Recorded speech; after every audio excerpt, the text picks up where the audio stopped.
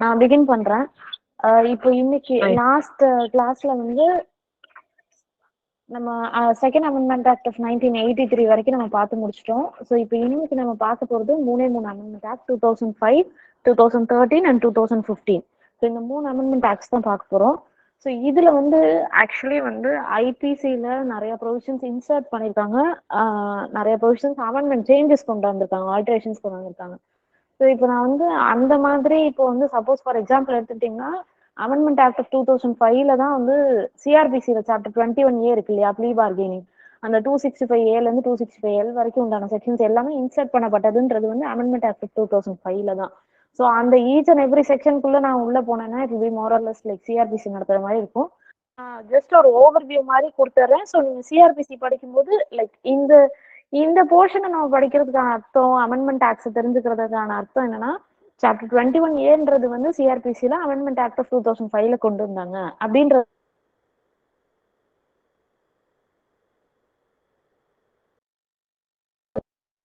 கம்ப்ளீட்டா முடிக்க முடியாது.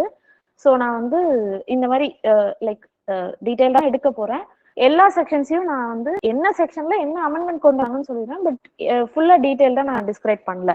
ஸோ நான் இப்போ ஃபர்ஸ்ட் வந்து criminal law amendment act of 2005 நம்ம போறோம். ஸோ அது வந்து லைக் அதோட அப்ஜெக்டிவ் பார்த்தீங்கன்னா an act to further amend the IPC, CRPC and Indian Evidence Act. So இந்த 3 ஆக்ட்ல சில ப்ரொவிஷன்ஸ்ல அமெண்ட்மெண்ட் கொண்டதுக்காக தான் இந்த அமெண்ட்மெண்ட் ஆக்ட் ஆஃப் 2005 கொண்டு வந்தாங்க. ஸோ இந்த ஆக்ட்ல நம்ம நிறைய செக்ஷன்ஸ் அடுத்தடுத்து பார்க்க போறோம். ஸோ செக்ஷன் 1 வந்து as usual short title and commencement. This act may be called the Criminal Law Amendment Act of 2005. And இது எப்போ ஃபோர்ஸ்க்கு வந்ததுன்னு பார்த்தீங்கன்னா, it shall come into force on such date as the central government may, by notification in the official gazette, appoint, and different dates may be appointed for different provisions of this act. So இந்த entire ஆக்டுமே, இந்த entire ஆக்ட்ல இருக்கிற எல்லா ப்ரொவிஷன்ஸுமே ஒரே நாளில் தான் ஃபோர்ஸ்க்கு வந்துச்சான்னு கேட்டால் கிடையாது. So different ப்ரொவிஷன்ஸ்க்கு different enforcement டேட்டோ இல்லை என்ஃபோர்ஸ்மெண்ட் டேட்டை கொடுக்கறதுக்கு சென்ட்ரல் கவர்மெண்ட்டுக்கு பவர் இருக்கு. ஸோ அதுபடி பார்த்தீங்கன்னா இந்த ப்ளீ பார்கெனிங் சாப்டர் சொன்னேன் இல்லையா, சாப்டர் 21A ஆஃப் சிஆர்பிசி வந்து ஃபோர்ஸ்க்கு வந்தது வந்து 5/7/2006. மற்ற ப்ரொவிஷன்ஸ் எல்லாமே வந்து 16/4/2006லே ஐ மீன் ஃபோர்ஸ்க்கு வந்துருச்சு. ஸோ இதுதான் இந்த செக்ஷன் 1ல கொஞ்சம் டிஃப்ரென்ஸ் இருக்கும்.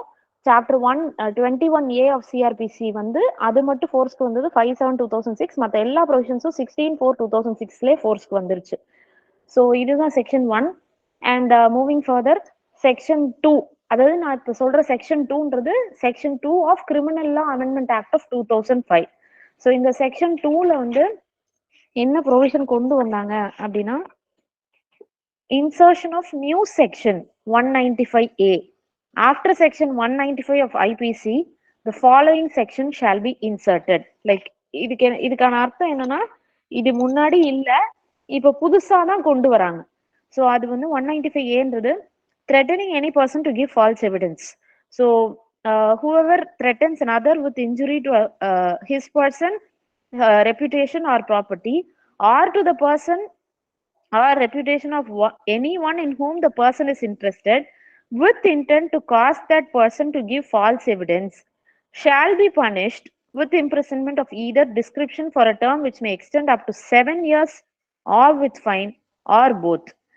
இதோட அடுத்தது, and if innocent person is convicted and sentenced in consequence of such false evidence with death or imprisonment for more than 7 years, the person who threatens shall be punished with the same punishment and sentenced in the same manner and to the same extent such innocent person is punished or sentenced. இது நீங்க வந்து போர்ஷனா split பண்ணிக்கோங்க. Length like அட்டஸ்டேஜ் பார்த்தீங்கன்னா ஒரு மாதிரி இதாக தான் இருக்கும். இப்போ வந்து ஒரு பர்சனை த்ரெட்டன் பண்ணி உன்னோட ப்ராப்பர்ட்டியோ உன்னோட மரியாதையோ ரெப்யூட்டேஷனையோ இல்லை ஒன்னையோ நான் வந்து எந்த விதத்துலயாவது ஹர்ட் பண்ணுவேன், இன்ஜுரி கிரியேட் பண்ணுவேன்னு சொல்லி மிரட்டியோ, இல்லை ஒன்ன டைரக்டா அவங்கள மிரட்டாம அவங்களுக்கு யார் மேல இன்ட்ரெஸ்ட் இருக்கோ அவங்கள ஏதாவது பண்ணிடுவேன், அவங்க ப்ராப்பர்ட்டியை ஏதாவது பண்ணிடுவேன், அவங்க ரெப்யூட்டேஷனை ஏதாவது பண்ணிடுவேன் அப்படின்னு ஏதாவது மிரட்டியோ அந்த பர்டிகுலர் பர்சனை ஃபால்ஸ் எவிடன்ஸ் கொடுக்க சொல்லி அந்த இன்டென்ஷனோட இந்த மிரட்டுறது நடந்ததுன்ற பட்சத்துல it is an offence under 195A. அதுதான் என்ன அஃபென்ஸ்ன்றது ஒரு போர்ஷன். ஸோ நம்ம இது என்ன அஃபென்ஸ்ன்றத பார்த்துட்டோம். இதுக்கான பனிஷ்மெண்ட் என்னது? Up to 7 years or fine or both. இது எப்பன்னா இந்த ஃபால்ஸ் எவிடன்ஸ் கொடுக்குறாங்க, அந்த ஃபால்ஸ் எவிடன்ஸ் கொடுக்கறத வச்சு அந்த அந்த பாதிக்கப்பட்ட நபர் வந்து எந்த கன்விக்ஷனுக்கும் ஆளாகல அப்படின்ற பட்சத்துல இந்த பனிஷ்மெண்ட்.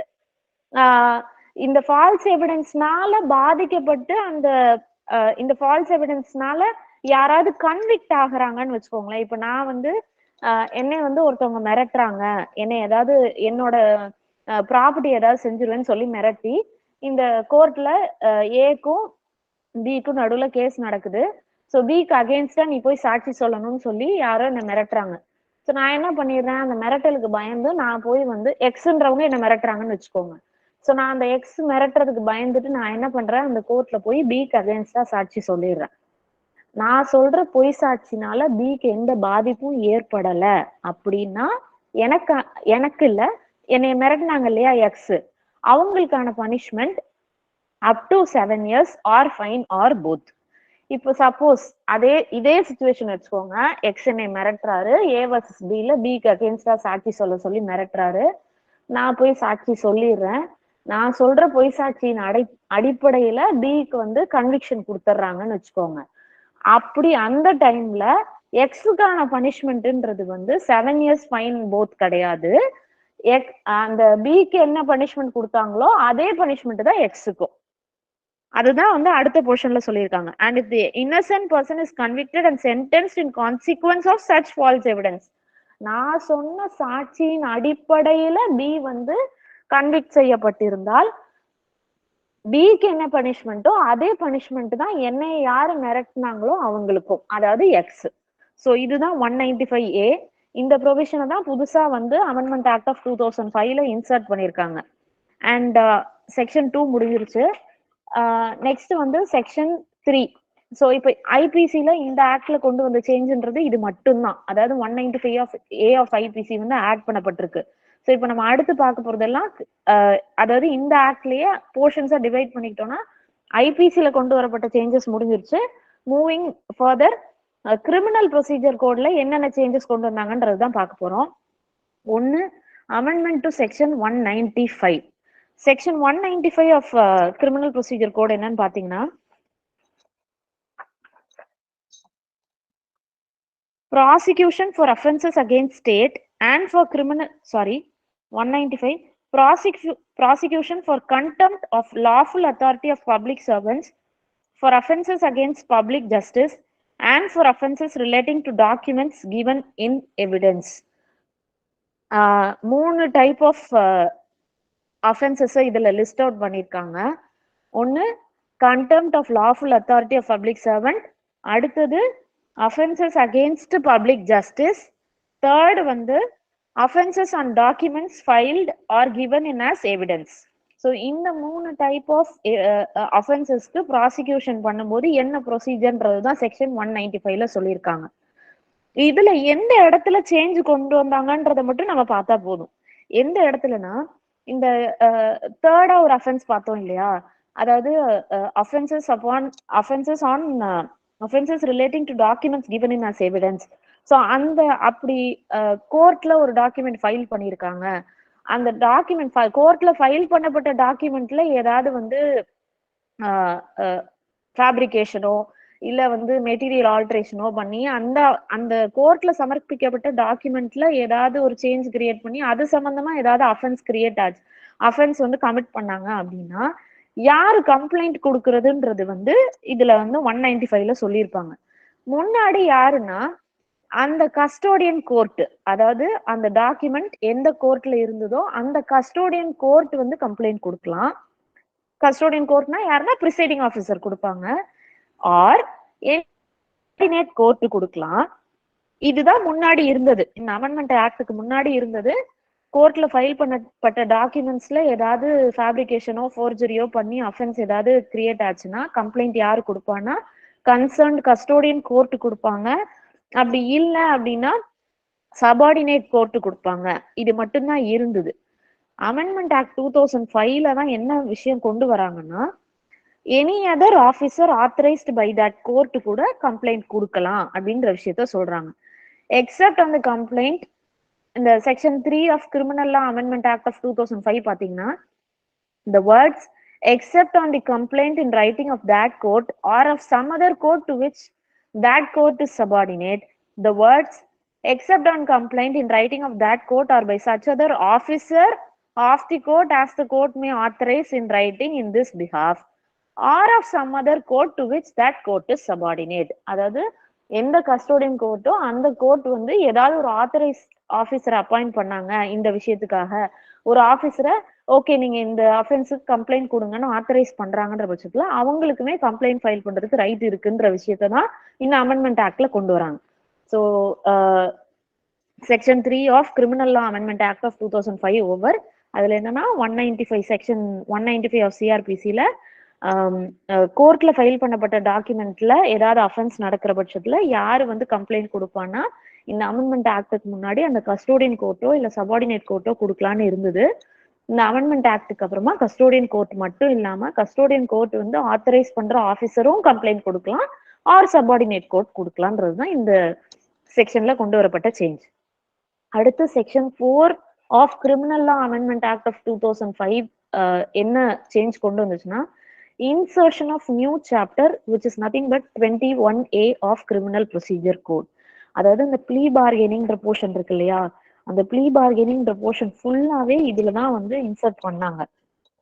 ஸோ இந்த போர்ஷன் இந்த செக்ஷன் 4 மட்டும்தான் நான் முன்னாடி செக்ஷன் 1ல சொன்னப்போ 5/7/2006 தான் ஃபோர்ஸ்க்கு வந்துச்சு.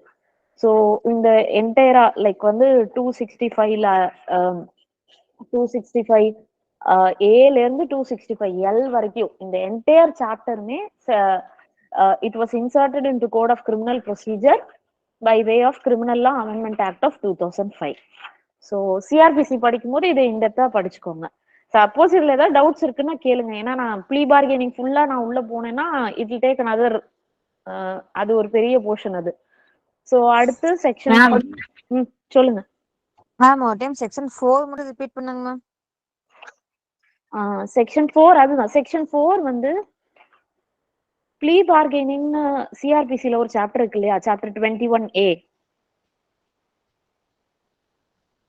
ஹலோ, அதுதானே கேக்குறீங்க இல்ல ப்ரீவியஸ் செக்ஷன் கேக்குறீங்களா? இல்லைங்க மேம், ப்ளீ பார்கெனிங் மட்டும் தான் மேம் கேக்குறேன். அதுதான் section 4 of criminal law amendment act 2005 மூலமா தான் இந்த சாப்டர் 21Aன்னு சிஆர்பிசில ஒரு சாப்டர் இருக்கு பாருங்க, ப்ளீ பார்கெனிங்னு ஒரு சாப்டர். 265Aல இருந்து 265L வரைக்கும் ப்ரொவிஷன்ஸ் இருக்கும். இந்த ப்ளீ பார்கெனிங்ன்ற சாப்டர் என்டையர் சாப்டருமே இந்த செக்ஷன் 4 மூலமா தான் இன்சர்ட்டே பண்ணிருக்காங்க. இப்போ நான் வந்து முன்னாடி ஒரு சில ப்ரொவிஷன்ஸ் சொன்னேன் இல்லையா 195ல, அதுல எல்லாம் ப்ரொவிஷன் ஏற்கனவே இருக்கு, சின்ன சின்ன சேஞ்சஸ் மட்டும் தான் கொண்டு வந்தாங்க. ஆனா இந்த செக்ஷன் 4 மூலமா புதுசா ஒரு சாப்டரே வந்து சிஆர்பிசில இன்சர்ட் பண்ணிருக்காங்க. செக்ஷன் 4 படிக்கிறேன். Insertion of new chapter 21A after chapter 21 of code of criminal procedure the following chapter shall be inserted namely அப்படின்னு போட்டு chapter 21A plea bargaining section 265Aன்னு ஆரம்பிச்சு இட் ரன்ஸ் டு 265L வரைக்கும் போகுது. ஸோ இது எல்லாமே இந்த ப்ரொவிஷன்ஸ் எல்லாமே இன்சர்ட் பண்ணப்பட்டதுன்றது எந்த செக்ஷன் மூலமானா section 4 of criminal law amendment act of 2005 which came into force on 5/7/2006. இந்த ஒரு செக்ஷன் மட்டும்தான் டிஃப்ரெண்ட் டேட் ஆஃப் என்ஃபோர்ஸ்மெண்ட். மீதி எல்லா செக்ஷன்ஸுமே criminal law amendment act of 2005 பொறுத்த மட்டும் 16/4/2006லயே ஃபோர்ஸ்க்கு வந்துடுச்சு. ஸோ இதுதான் செக்ஷன் 4. ஓகேயா? அடுத்த செக்ஷன் போலாமா? Yes ma'am. Okay. Section 5 of criminal law amendment act of 2005 என்ன சொல்லுதுன்னா amendment to section 292 of code of criminal procedure.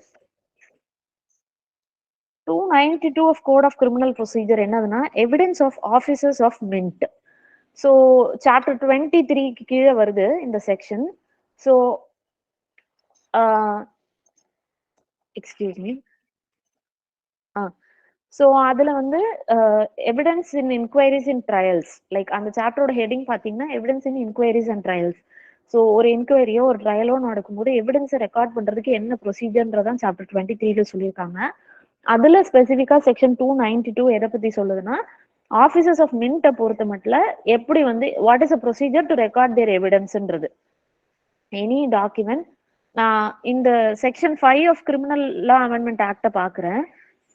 In section 292 of Code of Criminal Procedure, in subsection 1, for the portion beginning with the words gazetted officer and ending with the brackets and words including the officer of controller of stamps and stationery, the following shall be substituted namely.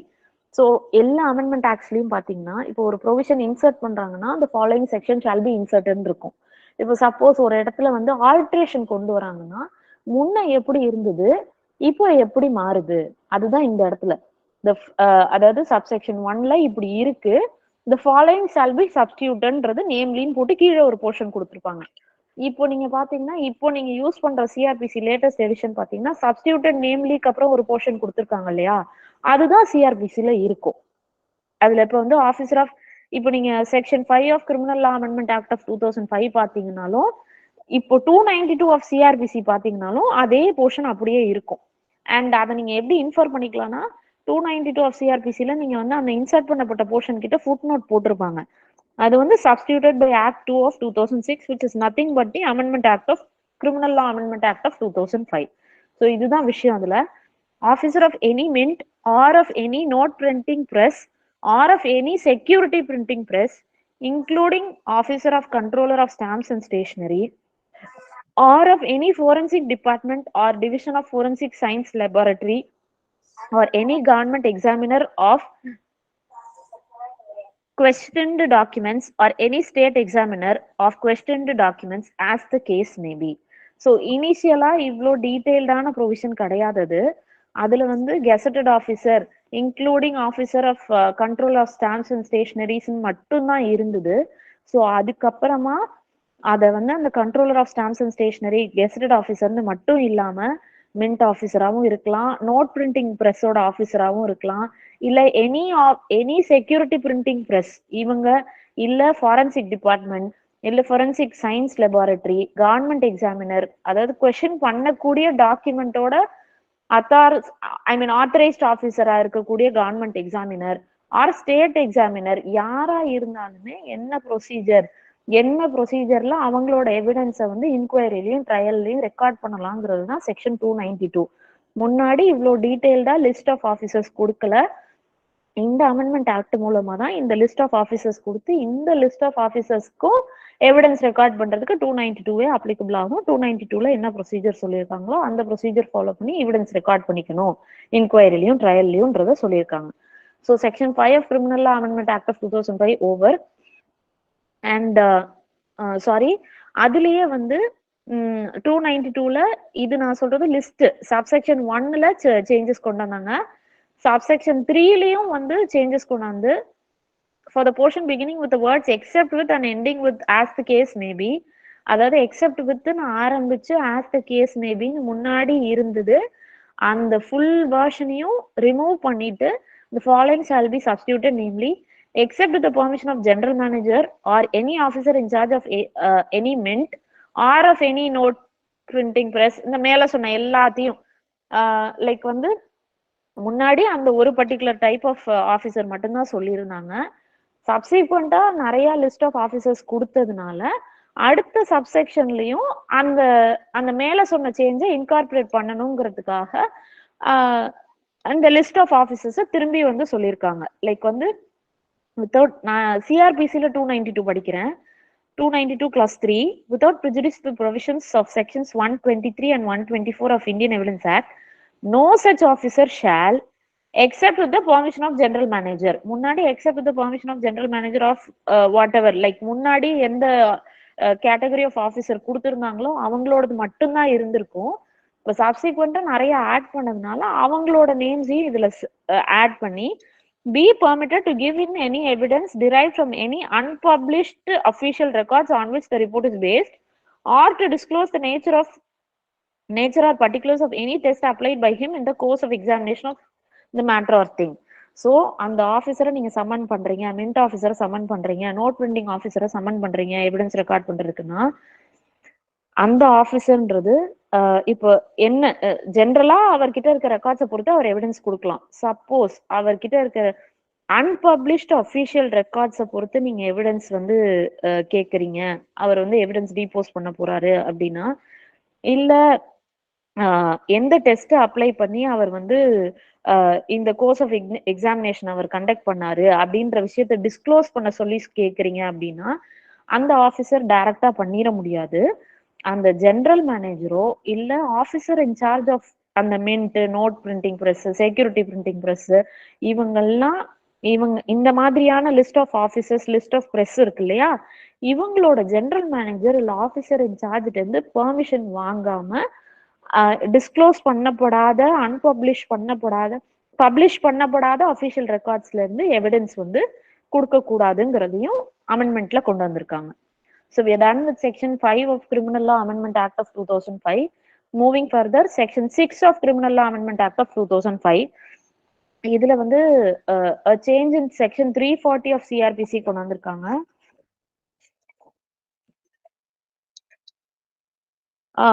So section 195 நம்ம பார்த்தோம். 195 is nothing but prosecution of contempt, like 3 type of offense சொல்லி அந்த offense சம்பந்தமா யாரு complaint கொடுக்கலான்றதுல கோர்ட்ல file பண்ணப்பட்ட டாக்குமெண்ட்ஸ்க்கு not only custodian court but custodian court authorise பண்ணக்கூடிய எந்த ஆஃபீஸரும் கம்ப்ளைண்ட் ஃபைல் பண்ணலான்றத சொல்லியிருந்தேன். ஸோ 340 இஸ் நத்திங் பட் அந்த 195க்கு கீழே கமிட் ஆகிற அஃபென்ஸுக்கு ப்ரொசீஜர் என்னன்றது தான் செக்ஷன் 340. ப்ரொசீஜர் இன் கேசஸ் மென்ஷன்ட் இன் செக்ஷன் 195.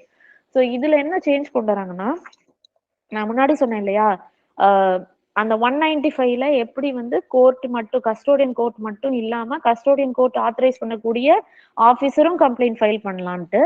ஸோ அதே விஷயத்தை இங்க வந்து இன்கார்பரேட் பண்ணியிருக்காங்க. செக்ஷன் 340 சப்செக்ஷன் 3 கிளாஸ் பில in any other complaint made under this section shall be signed. யாரு வந்து இந்த கம்ப்ளைண்ட்டை sign பண்ணியிருக்கணும்னா, in any other case by the presiding officer of the court or by such other officer of the court as the court may authorize in writing in this behalf. So court authorize பண்ண எந்த ஆஃபீஸரோ அந்த கம்ப்ளைண்ட்ல sign பண்ணலாங்கிறத include பண்ணியிருக்காங்க. So இது இந்த 195ஓட சேர்த்து அந்த செக்ஷன்ல என்ன அமெண்ட்மெண்ட் கொண்டு வந்தாங்களோ அதோட ப்ரொசீஜரல் செக்ஷன் 340லயும் ஆத்தரைஸ்ட் ஆஃபீஸரும் கம்ப்ளைண்ட் வந்து ஃபைல் பண்ணலாம் அப்படிங்கிறதுக்கான சேஞ்ச் தான் இங்க கொண்டு வந்திருக்காங்க. So we done with section 6 of criminal law amendment act of 2005.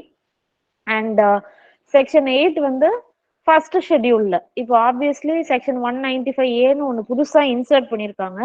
So அது என்ன டைப் ஆஃப் அஃபென்ஸ்ன்றதையும் வந்து சொல்லிடணுங்கிறதுனால செக்ஷன் ஷெட்யூல் 1லயும் வந்து சேஞ்ச் கொண்டாந்துருக்காங்க. ஸோ ஷெட்யூல் 1 என்னதுன்னா, லைக் என்ன type of offence 195ஏனா, non cognizable, non bailable, triable by court of session and it's a non compoundable offence. So இதுதான் வந்து section 8 of 2005 criminal law amendment act first ஷெட்யூல்ல கொண்டு வரப்பட்ட change. Nothing but 195ஏ என்ன type of அஃபென்ஸ்னு சொல்லியிருக்காங்க.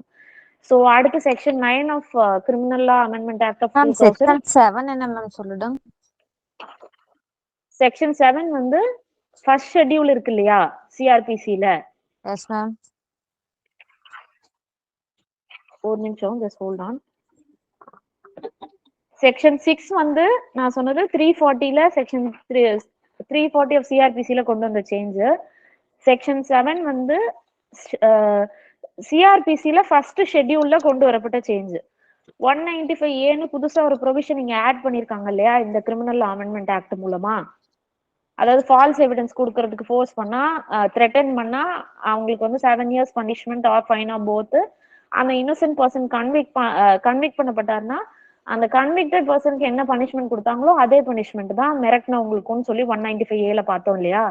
So அந்த 195ஏன்றது புதுசா insert பண்ணப்பட்ட ப்ரொவிஷன்.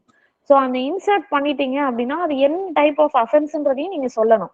ஸோ என்ன டைப் ஆஃப் அஃபென்ஸ்ன்றது எங்க சொல்லியிருப்பாங்க, ஃபர்ஸ்ட் ஷெட்யூல் ஆஃப் சிஆர்பிசில சொல்லியிருப்பாங்க. ஸோ அந்த ஃபர்ஸ்ட் ஷெட்யூல்ல கொண்டு வரப்பட்ட சேஞ்ச் தான் செக்ஷன் 7. நத்திங் பட் அந்த 195ஏன்றது வந்து காக்னிசபிள்,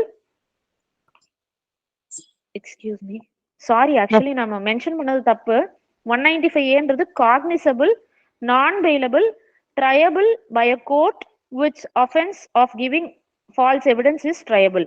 அதாவது ஃபால்ஸ் எவிடன்ஸ் எந்த கோர்ட்ல அந்த அந்த எந்த அந்த ட்ரையல் இருக்கு இல்லையா, எந்த ட்ரையல்ல இவங்க ஃபால்ஸ் எவிடன்ஸ் கொடுக்குறாங்க, அந்த ட்ரையலை வந்து எந்த கோர்ட் ஹேண்டில் பண்ணுதோ அதே கோர்ட்ல தான் இந்த 195A ட்ரை பண்ணுவாங்கன்றது தான் கொடுத்துருக்காங்க. ஐம் எக்ஸ்ட்ரீம்லி சாரி, 195 நான் சொல்லிட்டேன். நான் 195A cognizable, non-bailable, triable by court by which offense of giving false evidence is triable. அந்த A vs B ல நான் போய் எவிடன்ஸ் கொடுக்குறேன்னு சொன்னேன் இல்லையா, ஃபால்ஸ் எவிடன்ஸ் என்ன எக்ஸ் மிரட்டினால நான் போய் கொடுக்குறேன்னா, அந்த A vs B எந்த கோர்ட் ட்ரை பண்ணுதோ இந்த எக்ஸுக்கு வந்து 195A கீழே ப்ராசிக்யூட் பண்றதையும் அதே கோர்ட் தான் ட்ரை பண்ணும். அதுதான் செக்ஷன் 7 ஷெட்யூல் 1ல கொண்டு வரப்பட்ட சேஞ்ச். ஓகேயா? Yes, ma'am. Okay. So moving further, section 7 முடிஞ்சிருச்சு, schedule 1.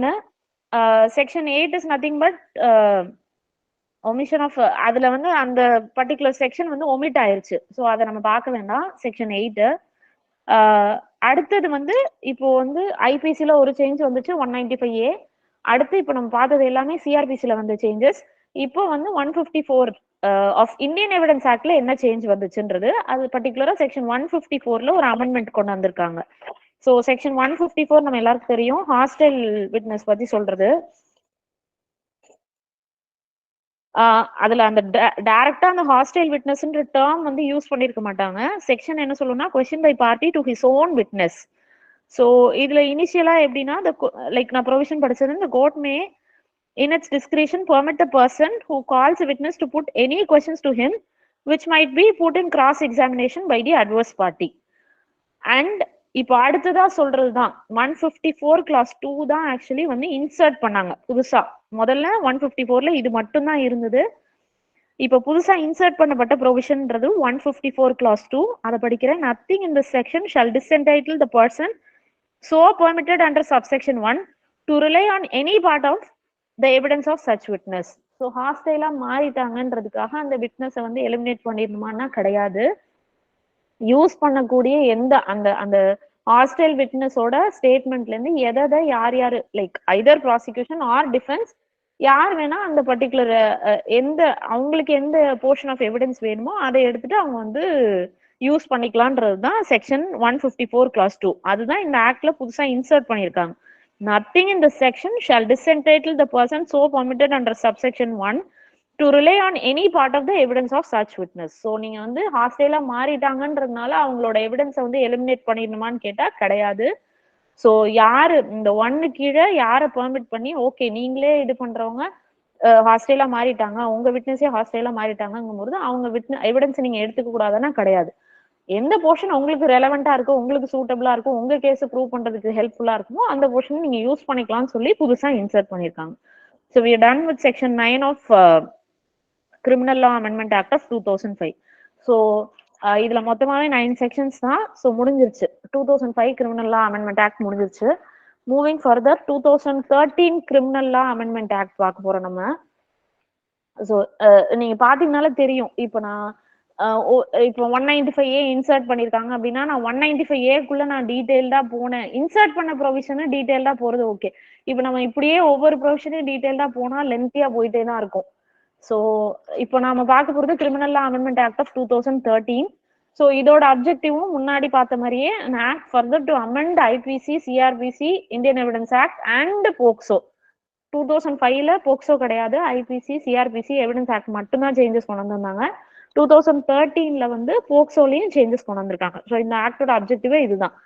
ஸோ சாப்டர் 1ல செக்ஷன் 1 வந்து obviously short title commencement. This act may be called the Criminal Law Amendment Act of 2013 and என்னைக்கு ஃபோர்ஸ்க்கு வந்ததுன்னா 3rd February 2013ல ஃபோர்ஸ்க்கு வந்தது. So we done with section 1. அடுத்து இப்போ இந்த amendment ஆக்டை நம்ம 3 போர்ஷனா பிரிச்சுக்க போறோம். லைக் 4 போர்ஷனா கூட பிரிச்சுக்கலாம். ஐபிசில வந்த சேஞ்சஸை பார்க்க போறோம், அடுத்து சிஆர்பிசில வந்த சேஞ்சஸ் பார்க்க போறோம், இந்தியன் எவிடன்ஸ் ஆக்ட்ல வந்து சேஞ்சஸ் பார்க்க போறோம், போக்சோல வந்து சேஞ்சஸ் பார்க்க போறோம். ஸோ இதுல என்னன்னா நான் section 2 of criminal law amendment act of 2013. அதுல என்னன்னா செக்ஷன் 100 ஆஃப் ஐபிசி நம்ம எல்லாருக்கும் என்னன்றது தெரியும். பிரைவேட் டிஃபென்ஸ் பத்தி சொல்றது. லைக் இனிஷியலா 96 to 106 பேட்ச் ஃபுல்லாவே பிரைவேட் டிஃபென்ஸ் பத்தி சொல்றது. அதுல பர்டிகுலரா செக்ஷன் 100 வந்து right of private defence may extend to causing death எந்தெந்த சிச்சுவேஷன்ஸ்லன்றத வந்து லிஸ்ட் டவுன் பண்ணிருப்பாங்க. முன்னாடி ஒரு 6 சிச்சுவேஷன்ஸ் மட்டும்தான் சொல்லியிருப்பாங்க. இந்த அமெண்ட்மெண்ட் ஆக்டுக்கு அப்புறமா ஒரு சிச்சுவேஷன் ஒன்று ஆட் பண்ணி எக்ஸ்ட்ராவா ஒரு ப்ரொவிஷன் ஆட் பண்ணி இந்த மாதிரி நடந்தாலும் லைக் வந்து உங்களோட பிரைவேட் டிஃபென்ஸ் ரைட்டுன்றது அடுத்தவங்களை வந்து டெத்து காஸ் பண்ற வரைக்கும் போகலாம், டு தட் எக்ஸ்டென்ட் போலான்னு சொல்லியிருக்காங்க. என்ன அந்த ஆட் பண்ணப்பட்ட ப்ரொவிஷன் அந்த சிச்சுவேஷன் என்னதுன்னா அட்டெம்ப்ட் டு ஆசிட் அட்டாக். ஏன்னா இந்த ஆக்ட்ல தான் இப்போ அடுத்தடுத்து நம்ம பார்க்க போற ப்ரொவிஷன்ஸ்ல தான் 326A 326B ஆஃப் ஐபிசி எல்லாம் கொண்டு வந்தாங்க. ஸோ அந்த ப்ரொவிஷனையும் இந்த பிரைவேட் டிஃபென்ஸ்லயும் கொண்டு வந்துடணும், அந்த சிச்சுவேஷனை அந்த சினாரியோவை இதுலயும் கொண்டு வந்துடணுங்கிறதுக்காக அட்டெம்ப்ட் டு ஆசிட் அட்டாக் நடக்குது அப்படிங்கிற பட்சத்துல private defence right of private டிஃபென்ஸ்ன்றது it can extend to the like அது அந்த யாரு வந்து அஃபெண்டரோ ஒருத்தவங்க வந்து இப்போ சப்போஸ் ஆசிட் அட்டாக் பண்ண ட்ரை பண்றாங்க அப்படின்னா அதை தடுக்கிறதுக்காக அந்த யார் வந்து அட்டாக் பண்ண ட்ரை பண்றாங்களோ அவங்கள வந்து டெத் காஸ் பண்ற வரைக்கும் போலாம் அப்படிங்கிறது புதுசா இந்த section 2 of criminal law amendment act 2013 மூலமா கொண்டு வந்திருக்காங்க. ஸோ செக்ஷன் 2 அதுதான். அதுதான் in IPC in section 100 after clause அந்த 6 கிளாஸஸ் சொல்லியிருக்காங்க. the following clause shall be inserted. Seventhly, an act of throwing or administering acid or an attempt to throw or administer acid which may reasonably cause the apprehension that grievous hurt will otherwise be the consequence of such act. So இது நடந்துச்சுன்னா grievous hurt தான் நடக்கும், இல்ல இது நடக்கிறதுக்கான apprehension இருக்கு அப்படின்னு தோணுச்சு அப்படின்னா you can go to the extent of causing டெத்ன்றது தான் செக்ஷன் 100ல கொண்டு வரப்பட்ட change. So moving further section 3 of criminal law amendment act of 2013ல செக்ஷன் 166A வந்து இன்சர்ட் பண்றாங்க. 166A வந்து 166A ஆஃப் ஐபிசி நம்ம இப்ப பாக்குறது ஃபுல்லாவே ஐபிசி தான் பாக்குறோம். ஐபிசில என்ன சேஞ்சஸ் கொண்டு வந்திருக்காங்கன்றது public servant disobeying direction under லான்ற ப்ரொவிஷன் இன்சர்ட் பண்ணியிருக்காங்க. ஸோ இதுல என்னன்னா it is a duty cast upon certain, நான் ஜிஸ்ட் மட்டும் சொல்றேன், it is a duty cast upon a public servant. So வந்து ஒரு பப்ளிக் சர்வெண்ட் மேல அவங்க வந்து 3 போர்ஷனா பிரிச்சுக்கோங்க.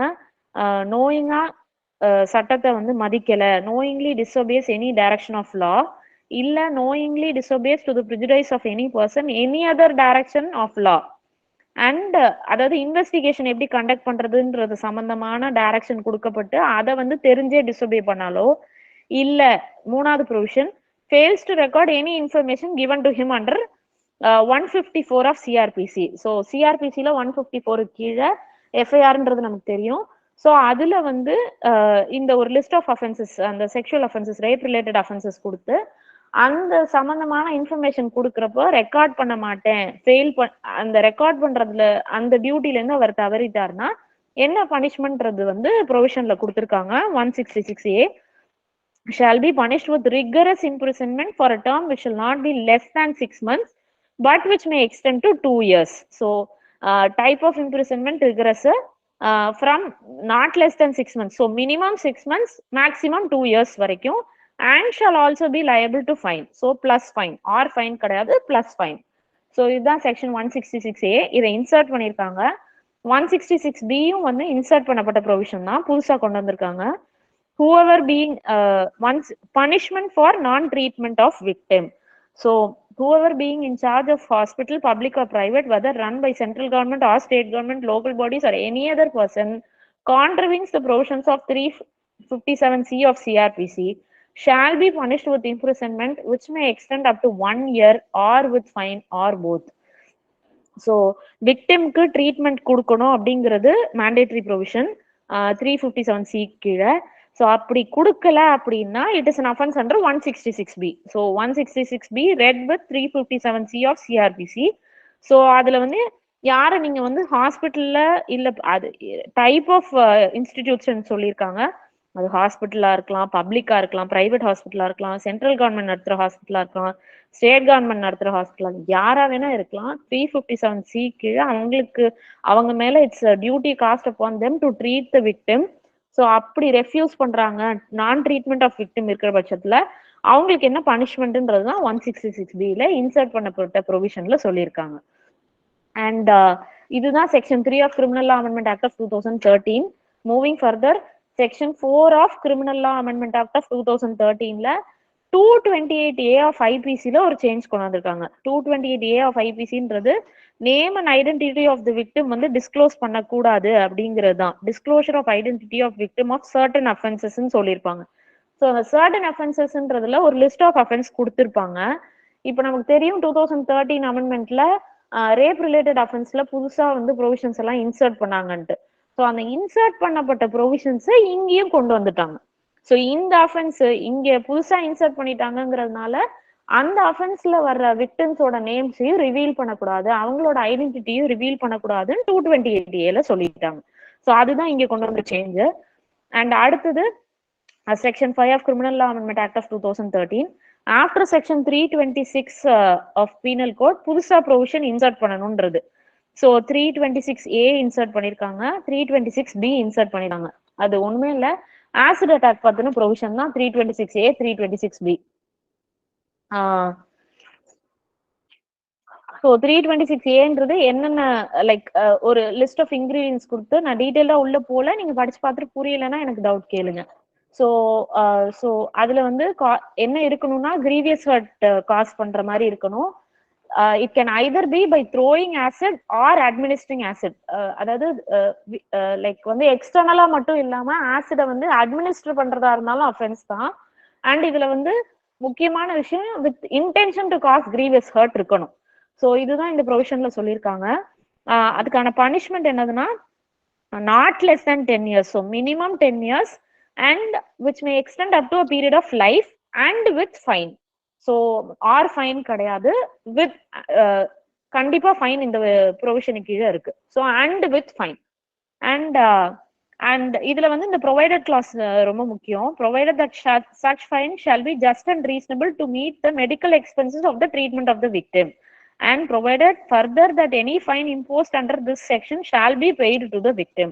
எந்த இடத்துலயுமே ஃபைன் வந்து யாருக்கு கொடுக்கணும்ன்ற மாதிரியான விஷயங்கள் இருக்காது. இந்த ப்ரொவிஷன்ல மட்டும்தான் இம்போஸ் பண்ணப்படுற ஃபைன்ன்றது வந்து விக்டிமோட மெடிக்கல் எக்ஸ்பென்சஸ் மீட் பண்ற அளவுக்கு இருக்கணும்.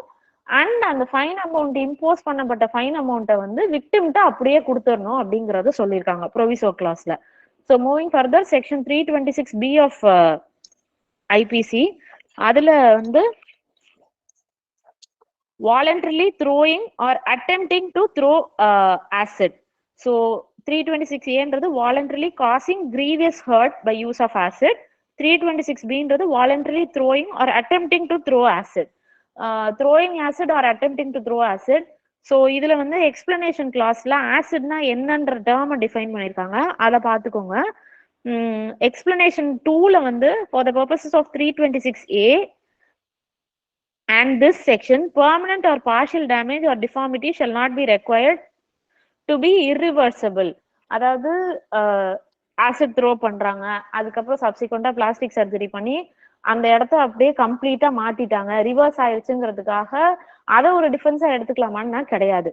இர்ரிவர்சபிளா இருக்கணும்னு அவசியமே கிடையாது. இந்த ஆசிட் அட்டாக்னால ஏற்படுற டேமேஜ்ன்றது இர்ரிவர்சபிளா இருக்கணும்ன்ற அவசியமே கிடையாதுன்றத எக்ஸ்பிளனேஷன் 2ல சொல்லியிருக்காங்க.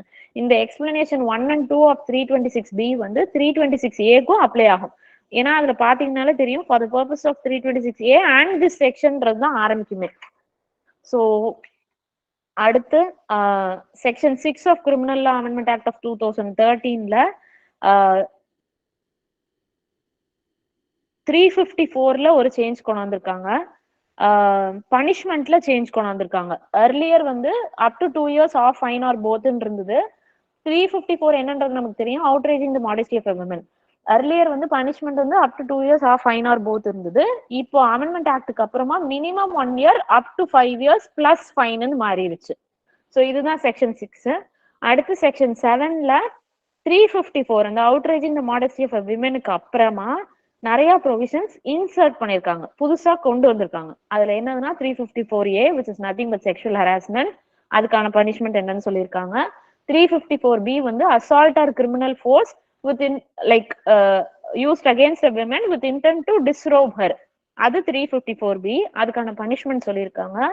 354C வந்து voyeurism அண்ட் அதுல வந்து அதுக்கான பனிஷ்மெண்ட் சொல்லியிருக்காங்க. 354D இன்சர்ட் பண்ணிருக்காங்க, நத்திங் பட் ஸ்டாக்கிங், அதுக்கான பனிஷ்மெண்ட்டும் சொல்லியிருக்காங்க. ஸோ இந்த எல்லா ப்ரொவிஷன்ஸுமே இன்சர்ட் பண்ணப்பட்டது vide section 7 of criminal law amendment act of 2013. So moving further, section 8 of criminal law amendment act வந்து எதை பத்தி சொல்லுதுன்னா about 370 of IPC. 370 of IPC,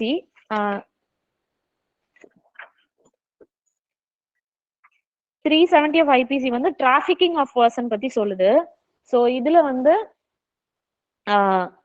நான் ப்ரொவிஷன் இங்க பாக்குறேன். the following நான் படிக்கிறது வந்து கிரிமினல் லா அமெண்ட்மெண்ட் ஆக்ட்ல இருக்கிற provision. the following section shall be substituted namely அப்படின்னு சொல்லிட்டு 370 trafficking of persons பத்தி சேஞ்சஸ் கொண்டு வந்திருக்காங்க. ஸோ முன்னாடி எப்படி இருந்ததுன்னா buying or disposing of any person as a ஸ்லேவ்னு இருந்தது. whoever imports, exports, removes, buys, sells or disposes of any person as a slave or accepts, receives or detains against his will any person as a slave shall be punished with imprisonment of either description for a term up to 7 years and also shall be liable to fine ன்னு இருந்தது. இது நான் சொல்றது earlier to 2013 amendment act. இந்த 2013 amendment ஆக்டுக்கு அப்புறமா தான் இந்த டிராபிகிங் ஆஃப் பர்சன்ற வார்த்தையை மாத்தி இந்த வார்த்தையை புதுசா கொண்டு வந்து அதுக்கு லிஸ்ட் கொடுத்து எந்தெந்த சிச்சுவேஷன்ல டிராபிக் லைக் வந்து இட்ல amount to trafficking of person whoever for the என்ன பர்பஸ்க்காக எக்ஸ்ப்ளாய்டேஷன் பர்பஸ்க்காக ரெக்ரூட் பண்ணாலோ, டிரான்ஸ்போர்ட் பண்ணாலோ, ஹார்பர் பண்ணாலோ, டிரான்ஸ்ஃபர் பண்ணாலோ, இல்ல ரிசீவ் பண்ணாலோ, எது யூஸ் பண்ணி த்ரெட்டை யூஸ் பண்ணியோ, ஃபோர்ஸை யூஸ் பண்ணியோ, இல்ல அப்டக்ட் பண்ணியோ, இல்ல ஃப்ராட் யூஸ் பண்ணியோ, டிசீவ் பண்ணியோ, இல்ல அவங்களோட பவரை யூஸ் பண்ணியோ, இல்ல இன்டியூஸ் பண்ணியோ அவங்கள வந்து மேல சொன்ன பர்பஸ்க்காக அதாவது எக்ஸ்ப்ளாய்டேஷன் பர்பஸ்க்காக யூஸ் பண்ணாங்க அப்படின்னா it amounts to trafficking and it is an offence under 370 of ஐபிசின்னு சொல்றாங்க. முன்னாடி இருந்ததுன்றது buying or disposing of any person as a ஸ்லேவ்ன்னு இருந்தது. ஸோ இந்த ப்ரொவிஷனை அப்படியே மாத்திட்டு டிராபிகிங் ஆஃப் பர்சன் அப்படின்ற ப்ரொவிஷனை அந்த வேர்ட்ஸை உள்ள கொண்டு வந்து செக்ஷன் 370ல சேஞ்சஸ் கொண்டு வந்திருக்காங்க. அதுதான் section 8 of criminal law amendment act of 2013.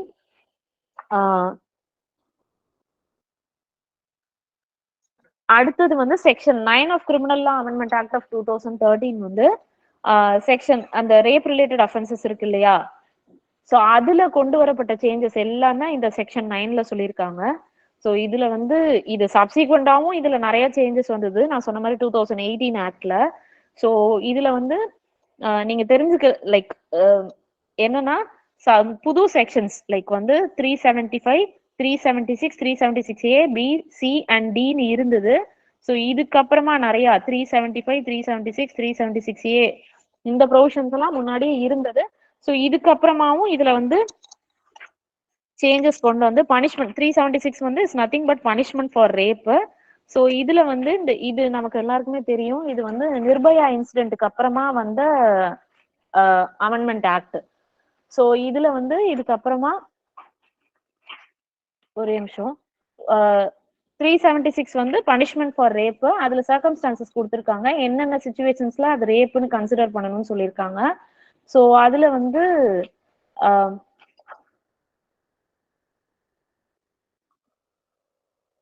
ஒரு நிமிஷம் நான் எக்ஸாக்டா என்னென்ன சேஞ்சஸ் கொண்டு வந்திருக்காங்கன்றத சொல்லிடுறேன்.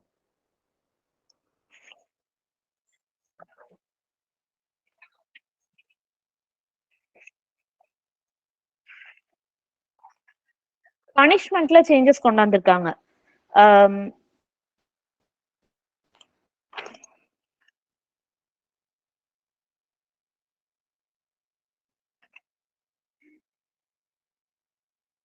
Punishment for rape 376 clause 1, whoever except in the cases provided for subsection 2 commits rape shall be punished with rigorous imprisonment for a term which shall not be less than 7 years but which may extend to imprisonment for life and with fine.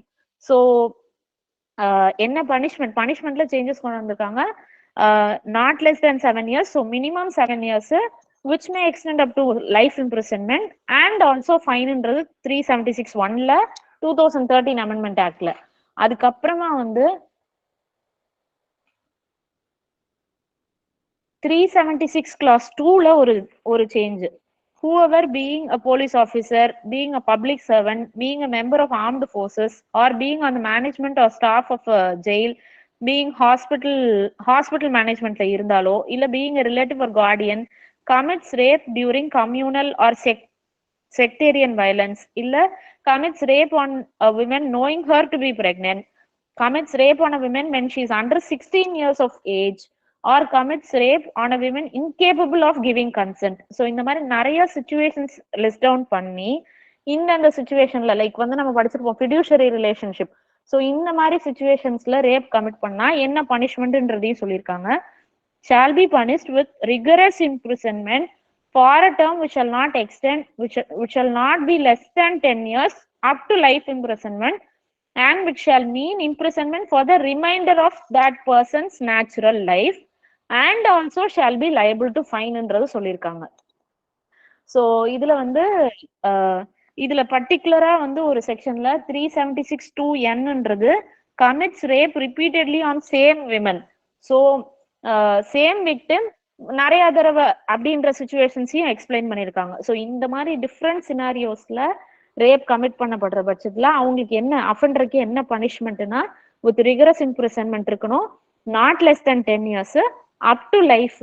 இந்த இடத்துல லைஃப்ன்றது reminder of that person's natural life. That பர்சன்ன்றது யாரை குறிக்குதுன்னா அஃபெண்டரை குறிக்குது. And shall also be liable to fine. So இதுல வந்து அந்த சின்ன டிஃபரன்ஸ் தெரிஞ்சுக்கோங்க. 376(2)(n)ன்றது வந்து சேம் விக்டிம், ஒரே அந்த பாதிக்கப்பட்ட பெண்ணுன்றது ஒரே ஆள் தான். ரிப்பீட்டடா அவங்க மேல ரேப் நடந்திருக்க பட்சத்துல 376(2)(n) வரும். 376(e)ன்னு ஒரு கிளாஸ் நம்ம பார்ப்போம். அது வந்து அஃபெண்டர் ஒரே ஆளு, விக்டிம்ஸ் வந்து டிஃப்ரெண்டா இருக்கிற பட்சத்துல என்னன்றது 376(e). ஸோ இதுதான் அந்த ரெண்டு செக்ஷன்ஸ்க்கு உள்ள டிஃபரன்ஸ். ஸோ இதுக்கப்புறமா 376(a) வந்து கொண்டு வந்தாங்க. Just a minute.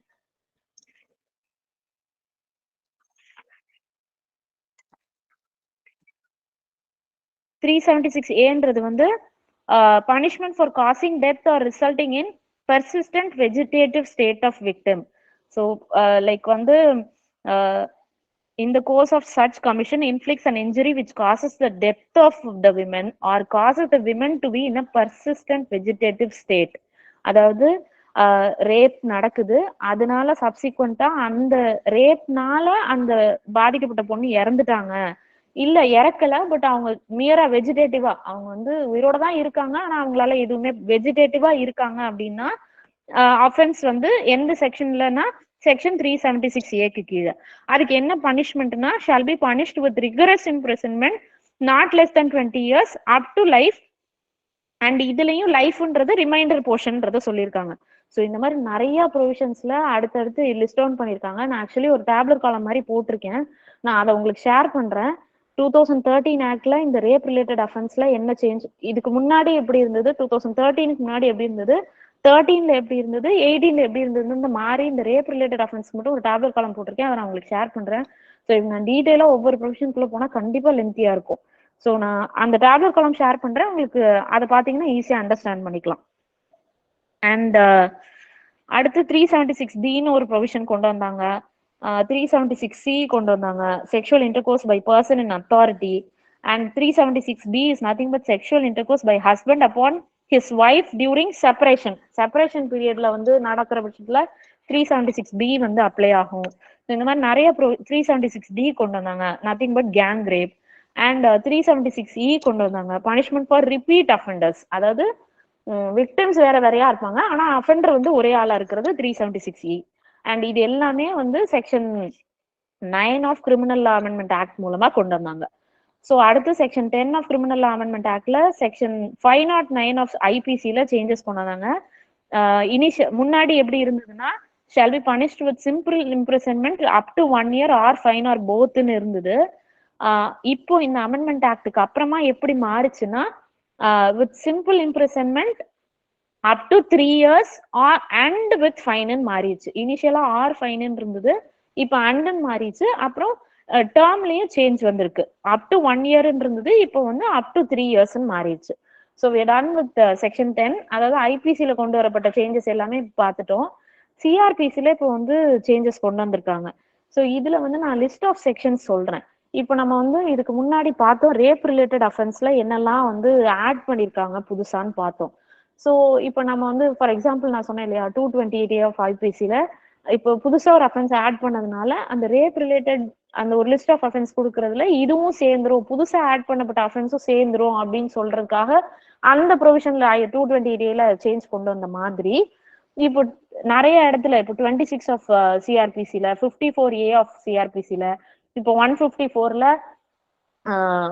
Rape related அஃபென்ஸா இருந்தா விமன் போலீஸ் வந்து FIR as far as practicable file பண்ணணும் அப்படிங்கும் போது அந்த ரேப் ரிலேட்டட் அஃபென்ஸுங்கிறதுல இந்த ப்ரொவிஷன்ஸும் வந்துரும். புதுசா ஆட் பண்ணப்பட்ட 376A B.C.D.E ப்ரொவிஷன்ஸும் ஆட் ஆகும். அப்படிங்கறதெல்லாம் தான் சிஆர்பிசில கொண்டு வரப்பட்ட சேஞ்சஸ். ஸோ இப்போ வந்து சிஆர்பிசில 26 அஃபென்ஸ் ரேப் ரிலேட்டடா இருந்தா ஆஸ் ஃபார் அஸ் பிராக்டிகபிள் ஃபீமேல் ஜட்ஜா தான் ட்ரையல் கண்டக்ட் பண்ணணும் அப்படிங்கறது சொல்லியிருக்கிறது தான் 26. ஸோ அதுல இந்த ரேப் ரிலேட்டட்ன்றதுல 376A B.C.D.E வரும்ன்றது தான் இங்கே கொண்டு வரப்பட்ட அமெண்ட்மெண்ட் 2013 ஆக்ட்ல. ஸோ 54Aலையும் அதே மாதிரிதான், 154லயும் அதே மாதிரிதான் ரேப் ரிலேட்டட் அப்படின்னு ஒரு லிஸ்ட் ஆஃப் அஃபென்ஸ் கொடுத்துருப்பாங்க. அதுல புதுசா இப்ப கொண்டு வரப்பட்ட ப்ரொவிஷன்ஸும் சேர்ந்துருங்கிறது தான். அதுல அந்த மாதிரி இத ஒரு பன்ச்சா பிரிச்சுக்காங்க.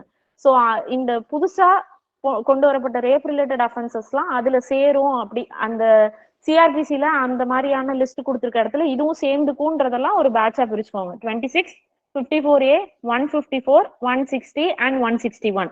ஸோ இது எல்லாத்துலயுமே ரேப் ரிலேட்டட் கேஸ்ல ஸ்டேட்மெண்ட் வந்து மேஜிஸ்ட்ரேட் லைக் வந்து போலீஸ் வந்து ரெக்கார்ட் பண்ணும்போது women police as far as practicable record பண்ணணும் அப்படிங்கிற இடத்துல இது எல்லாம் சேர்ந்துரும் அப்படிங்கிறது தான் சேஞ்சஸ் கொண்டு வந்திருக்காங்க. ஸோ இதை ஒரு பேட்சா பிரிச்சுக்காங்க. அடுத்தது 164(5)A வந்து கொண்டு வந்திருக்காங்க, ஒரு ப்ரொவிஷன் கொண்டு வந்திருக்காங்க. அதுல வந்து it is a mandatory provision. Statement shall be recorded by a magistrate from a victim girl who is being sent to the police. I mean, who is being sent by the police. So அவங்க வந்து இப்ப முன்னாடி நான் 164A பாக்குறேன், உங்களுக்கு நான் படிச்சு காமிச்சிடுறேன்.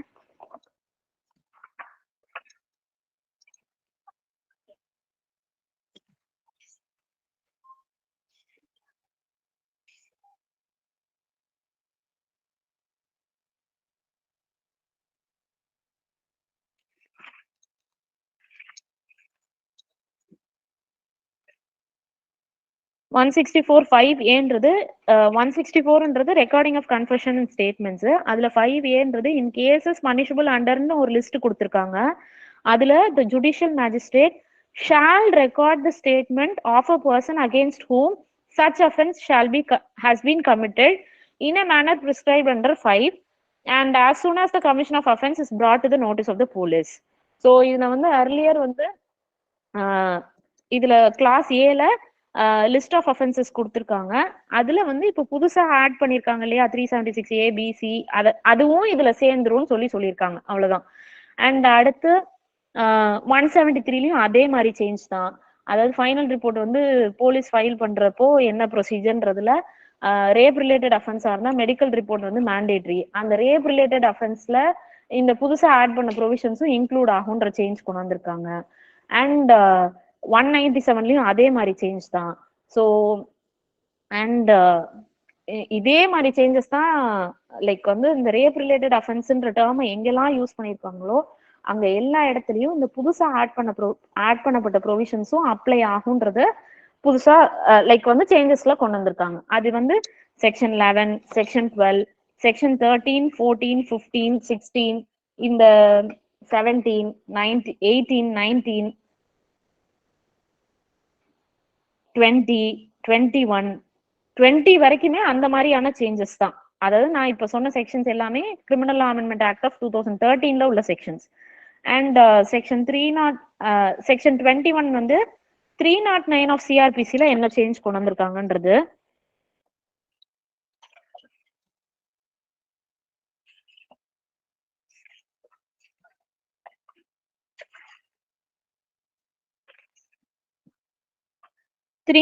வந்து power to postpone or adjourn proceedings. So அதுல வந்து the following shall be substituted. In every inquiry or trial, the proceeding shall be continued from day to day until all the witnesses in attendance have been examined, unless the court finds the adjournment of the same beyond the following day to be necessary for reasons to be recorded. Provided that when the inquiry or trial relates to an offence under 376, 376A, B, C, D of IPC, the inquiry or trial shall, as far as possible, be completed within a period of 2 months from the date of filing of charge sheet. முன்னாடி 376னா 2 monthsக்குள்ள முடிக்கணும்னு இருந்திருக்கும். இப்போ இந்த 4 ப்ரொவிஷனை புதுசா add பண்ணதுனால அதையும் சேர்த்து இது சம்பந்தப்பட்ட ட்ரையலா இருந்தாலும் இன்கொயரியா இருந்தாலும் 2 months from the date of filing of charge sheet complete பண்ணணும்னு சொல்லியிருக்காங்க. ஸோ இந்த மாதிரி சேஞ்சஸ் தான் இது ஃபுல்லா கொண்டு வந்திருப்பாங்க. அண்ட் நீங்க இந்த ஆக்ட் அப்படியே பாத்தீங்கன்னாலே ஃபுல்லா உங்களுக்கு தெரிஞ்சிரும். லைக் இந்த புதுசா ரேப் ரிலேட்டட் அஃபென்ஸ்ல ஒரு லிஸ்ட் கொடுத்துருக்காங்க. ஸோ அந்த அஃபென்ஸ் எல்லாமே இதுக்கு முன்னாடி ரேப் ரிலேட்டட் அஃபென்ஸ்னு எந்தெந்த சிஆர்பிசில எந்தெந்த இடத்துல கொண்டு வந்தாங்களோ அது எல்லா இடத்துக்கும் இந்த 376 ABCDEன்னு கொண்டு வந்திருக்கிறது எல்லாம் அதுக்கும் அப்ளை ஆகும்ன்றது சொல்லியிருப்பாங்க. அவ்வளவுதான். ஸோ இதுக்கும் நான் ஒரு லிஸ்ட் கொடுத்துருக்கேன். அதை நீங்க பாத்தீங்கன்னாலே உங்களுக்கு அண்டர்ஸ்டாண்ட். எல்லாத்தையும் ஞாபகம் வச்சுக்கணும்னு நினைச்சுக்காதீங்க. இது வந்து ஜஸ்ட் எப்படி இந்த அமெண்ட்மெண்ட் ஆக்ட் ஃபங்க்ஷன் ஆகுதுன்றதை மட்டும் தெரிஞ்சுக்கோங்க. அண்ட் செக்ஷன் 24 வந்து ஐபிசில இப்போ நம்ம புதுசா ப்ரொவிஷன் கொண்டு வந்திருக்காங்கன்னு பார்த்தோம். 166A, 166B, 326A, 326B, 354, அப்புறம் 354Aல இருந்து D வரைக்கும், அப்புறம் 370, 370A மாத்தினாங்க. 376ல 4-5 ப்ரொவிஷன்ஸ் கொண்டு வந்தாங்க. ஸோ இது எல்லாமே என்ன டைப் ஆஃப் அஃபென்ஸ், அதாவது whether it is cognizable, bailability பத்தி எந்த கோர்ட் வந்து ட்ரை பண்ணுவாங்கன்றத வந்து இந்த list of offence like schedule 1ல சேஞ்சஸ் கொண்டு வந்திருக்கிறது தான் செக்ஷன் 24. அது நீங்க provision like section 24 of criminal law amendment act பாத்தீங்கன்னாலே ஒரு டேப்லெட் காலம் மாதிரி கொடுத்துருக்காங்க. ஸோ புதுசா இன்சர்ட் பண்ணப்பட்ட ப்ரொவிஷன் என்ன கிளாசிபிகேஷன் கீழே வருதுன்றத ஷெட்யூல் 1ல சேஞ்சஸ் கொண்டு வந்திருக்காங்க. மூவிங் ஃபர்தர், இந்தியன் எவிடன்ஸ் ஆக்ட்ல சேஞ்சஸ் கொண்டு வந்திருக்கிறது தான் நம்ம பாக்குறோம். செக்ஷன் 53A பொறுத்த மட்டும் சேஞ்சஸ் கொண்டு வந்திருக்காங்க.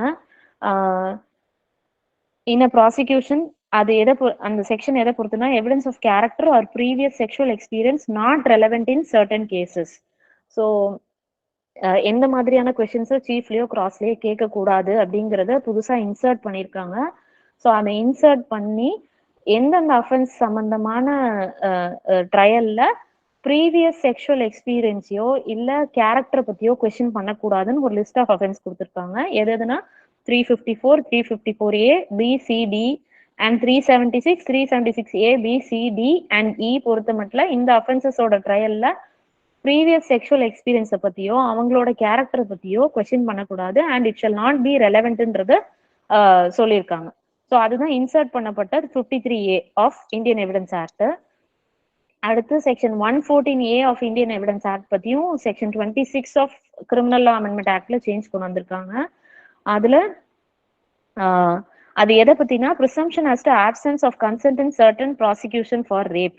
ஸோ அதுல எப்படி வந்து இனிஷியலா 376ன்னு மட்டும் இருந்ததோ 376ல இப்போ புதுசா இன்சர்ட் பண்ணிருக்காங்க இல்லையா, அதை வந்து அதுல எதுக்கு இது அப்ளை ஆகும்ட்டு 114A வந்து இந்த prosecution for rape under clauses I mean section 376 of 376 clause ஏல இருந்து N வரைக்கும் நான் சொன்னேன் இல்லையா, அந்த ஃபிடியூஷரி ரிலேஷன்ஷிப்ல இருக்கிறவங்க ரேப் கமிட் பண்ணா என்ன ப்ரொசீஜர் என்ன அஃபென்ஸ்ன்றது 376 கிளாஸ் 2ல இருக்கு.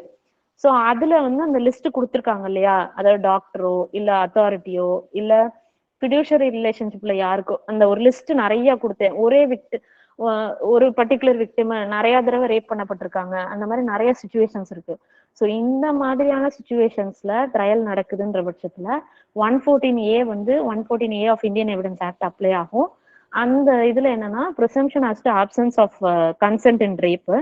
ஸோ இந்த சுச்சுவேஷன்ஸ்ல ஒரு விக்டிம் வந்து பாக்ஸ்ல ஏறி நான் வந்து கன்சென்ட் கொடுக்கல அப்படின்னா court shall presume that there was no consent and the burden of proof is accused to prove that there was consent. So consent கொடுக்கலன்னு பாக்ஸ்ல ஏறி விக்டிம் சொன்னா மட்டும் போதும், அதை தாண்டி அவங்க எதுவும் ப்ரூவ் பண்ணணும்னு அவசியம் கிடையாது. கோர்ட் வந்து விக்டிம் சொல்றபடி தான் ப்ரிசியூம் பண்ணிக்கும், அக்யூஸ்ட் தான் ப்ரூவ் பண்ணணும் தட் கன்சென்ட் வாஸ் தேர்ன்றது. So we are done with section 26. அடுத்து செக்ஷன் 27 வந்து 119 ஆஃப் இந்தியன் எவிடன்ஸ் ஆக்ட்ல சேஞ்ச் கொண்டு வந்தாங்க. முன்னாடி அது என்ன லைக் 119 வந்து என்னவா இருந்ததுன்னா டம் விட்னஸ்ன்னு சொல்லிட்டு இருந்தாங்க. இந்த அமெண்ட்மெண்ட் ஆக்ட் ஆஃப் 2013 அப்புறமா அது என்னன்னு மாத்தினாங்கன்னா விட்னஸ் அனேபிள் டு கம்யூனிகேட் வெர்பலின்னு மாத்தினாங்க. ஸோ ப்ரொவிஷன் அதே தான், பட் இந்த வார்த்தை டம் விட்னஸ்ன்னு இல்லாம விட்னஸ் அனேபிள் டு கம்யூனிகேட் வெர்பலின்ற விஷயத்த மாத்தினாங்க. So we are done with section 27 of criminal law amendment act of 2013. அடுத்து 28ல செக்ஷன் 146 ஆஃப் இந்தியன் எவிடன்ஸ் ஆக்ட்ல சேஞ்ச் கொண்டு வந்தாங்க. 376 146 என்னதுன்னா just a minute.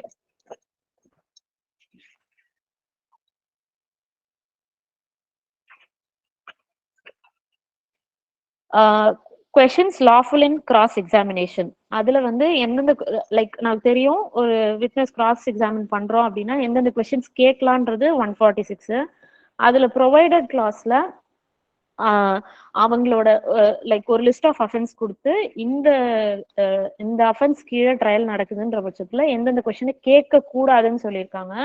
Nothing but முன்னாடி 376 மட்டும் இருந்தது, அப்புறமா இப்போ 376 இன்சர்ட் பண்ணிருக்காங்க. ABCDE இன்சர்ட் பண்ணிருக்கிறதுனால இந்த 376 ABCDEல ட்ரையல் நடக்கிற பட்சத்துல அந்த விக்டிமோட ஜென்ரல் இம்மாரல் கேரக்டர் பத்தியோ இல்ல ப்ரீவியஸ் செக்ஷுவல் எக்ஸ்பீரியன்சஸ் பத்தியோ கொஸ்டின் பண்ணக்கூடாது அப்படிங்கறது ப்ரொவிசோ கிளாஸ்ல ஆட் பண்ணிருக்காங்க. அவ்வளவுதான் செக்ஷன் 146ல கொண்டு வரப்பட்ட சேஞ்சுன்றது we are done. அடுத்து போக்சோ ஆக்ட்ல இப்ப நான் ஐபிசில பார்த்த சேஞ்சஸ் பார்த்துட்டோம், சிஆர்பிசில சேஞ்சஸ் கொண்டு வந்திருந்தாங்க அதை பார்த்துட்டோம், இந்தியன் எவிடன்ஸ் ஆக்ட்ல சேஞ்சஸ் கொண்டு வந்திருந்தாங்க அதை பார்த்துட்டோம். இது எல்லாமே நீங்க அண்டர்ஸ்டாண்ட் பண்ணிக்கிட்டீங்கன்னா ஐபிசில புதுசா ப்ரொவிஷன்ஸ் கொண்டு வந்திருந்தாங்க. அந்த ப்ரொவிஷன்ஸை பேஸ் பண்ணி சப்சிக்வெண்டா சிஆர்பிசிலையும் இந்தியன் எவிடன்ஸ் ஆக்ட்லயும் சேஞ்சஸ் கொண்டு வந்திருக்காங்க. அவ்வளவுதான்.